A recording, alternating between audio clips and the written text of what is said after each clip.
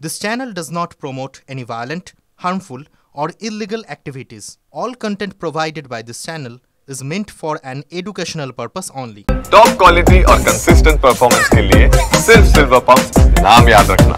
আপনাদের আরো একবার স্বাগত টিভি9 বাংলায়। মধুকল্পিতা রয়েছে আমি আপনাদের সঙ্গে এবং এই মুহূর্তে যে খবরে নজর থাকবে, আজ অভিষেকের মুখোমুখি বিদ্রোহী হুমায়ুন কবির। ক্যামাক স্ট্রিটের সাংগঠনিক বৈঠকে ডাক হুমায়ুন সহ 10 বিধায়ককে। আজ বহরমপুর সাংগঠনিক জেলা নিয়ে বৈঠকে বসছেন অভিষেক বন্দ্যোপাধ্যায়। গোষ্ঠীদ্বন্দ্ব প্রকাশ্যে পরস্পরের বিরোধিতা রুখতে কি বার্তা দেবেন অভিষেক?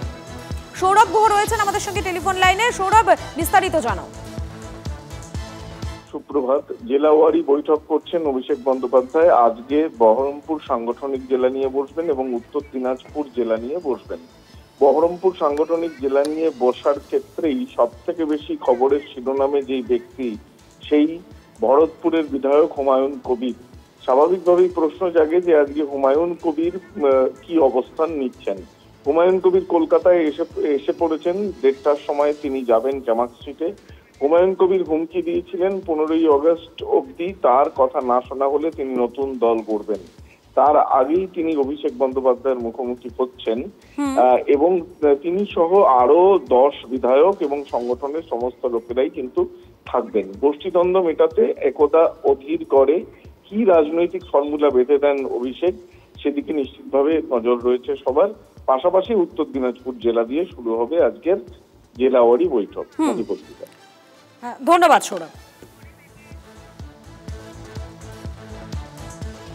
দিন কয়েক আগেই শুভেন্দুর গাড়িতে হামলা হয়েছে। শনিবার ভরা বাজারের মধ্যে গুলিতে ঝাঁঝরা তৃণমূলের এক যুবনেতা। একের পর এক হিংসার ঘটনা, বারবার কোচবিহারে। জেলার আইন শৃঙ্খলা নিয়ে স্বর তুলছে বিরোধীরা, কিন্তু কেন খুন হতে হলো দাপুটের শাসক নেতাকে?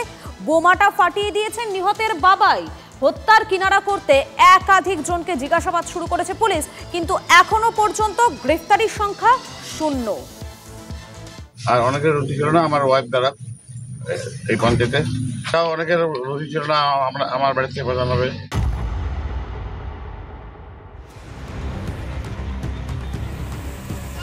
দলের মধ্যেই শত্রু। শনিবার দুপুরে কোচবিহারের পুন্ডি বাড়িতে দিনে দুপুরে শুট আউট। ডোডেয়ার হাটে ঝাঁঝরা হয়ে যান যুব তৃণমূল নেতা অমর রায়, তার মা পঞ্চায়েত প্রধান। কেন খুন হতে হলো শাসক দলের তরতাজা যুব নেতাকে? অমর কি তৃণমূলের গোষ্ঠীদ্বন্দ্বের শিকার? এই নিয়ে শোরগোলের মাঝেই বিস্ফোরক দাবি করেছেন নিহত তৃণমূল নেতার বাবা।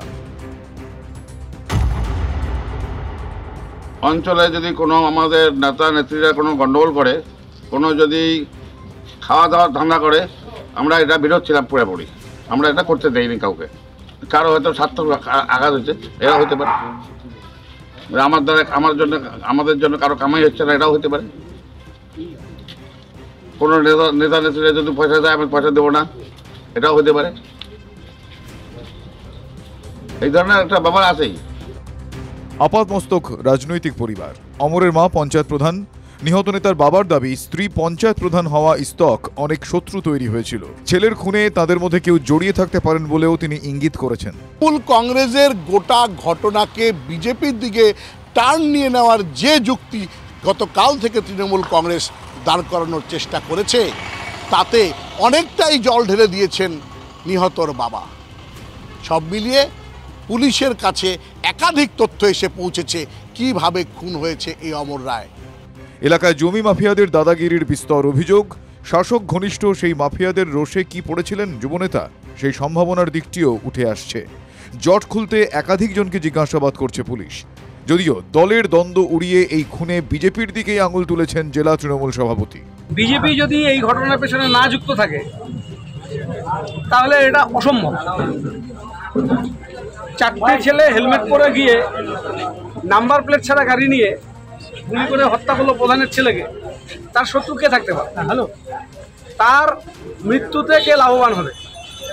তার জীবদ্দশায় কাদের ক্ষতি হচ্ছে? কুচবিহারের আইন শৃঙ্খলা চূড়ান্ত অবনতি হয়েছে এবং তার দায় এড়িয়ে যেতে পারে না কুচবিহারের এসপি এবং কুচবিহারের 3 অতি শক্তিশালী নেতা, উদয়ন বাবু, পার্থপ্রতিম বাবু এবং অভিজিৎ বাবু।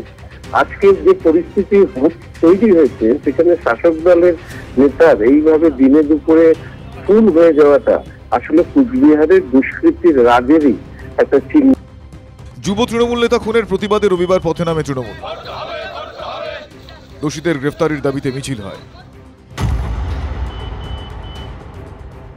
ভাঙড়, মালদা, সুতি থেকে সোনারপুর সম্প্রতি একাধিক জায়গায় শাসক নেতা খুনে গোষ্ঠীদ্বন্দ্বের দিকেই আঙুল উঠেছে। গ্রেফতার হয়েছে শাসক দলের নেতাকর্মীরা। কোচবিহারে যুব নেতা খুনের নেপথ্যেও কি তৃণমূলের কোন দল? সুমন কল্যাণ ভদ্রের রিপোর্ট, TV9 বাংলা। মুম্বাইয়ে এসি লোকাল আছে, এবার কলকাতাতেও এসি লোকাল পেয়ে গেল। আপাতত রানাঘাট এবং শিয়ালদার মধ্যে এসি লোকাল ছুটবে। শুভারম্ভ হলো শিয়ালদাতে ঠান্ডা ট্রেন উদ্বোধনের পরই রাজনীতির উত্তাপ দমদমে। দেখুন, এসি লোকালে যাত্রা শুরু। পূর্ব ভারতে প্রথম কলকাতা শিয়ালদা থেকে রানাঘাট পর্যন্ত এসি লোকালের যাত্রা। মুম্বাই, চেন্নাইতে শুরু হলো, পূর্ব ভারতের স্বাধীনতার পর এই প্রথম শুরু হলো।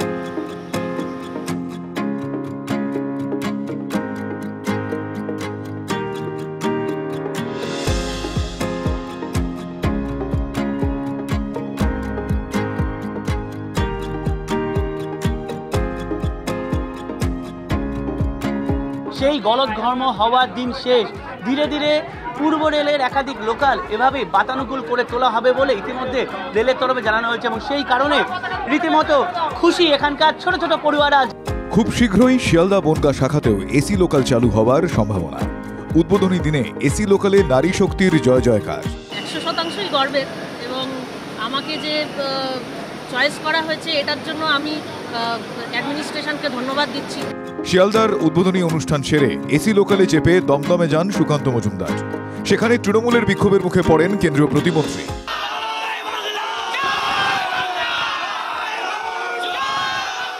আমরা কেন্দ্রীয় মন্ত্রী বুঝি না, এরা বাংলা বিরোধী, বাঙালি বিরোধী, আমাদেরকে বিদেশি বলছে। আমরা তাই বলছি, যেখানেই দেখবা সেখানেই আমরা জয় বাংলা বলবো। অবশ্যই রেলমন্ত্রীকে জানাবো, আমি তো ভিডিও করতে বলেছি, এটা ভালো করে ভিডিও করে দিতে আমরা রেলমন্ত্রীকে বলবো RPF-কে দিয়ে এদের বিরুদ্ধে শক্ত ব্যবস্থা নেওয়ার জন্য। স্টেশন চত্বরও রাজনীতি মুক্ত হতে পারল না। Bureau report, TV9 Bangla.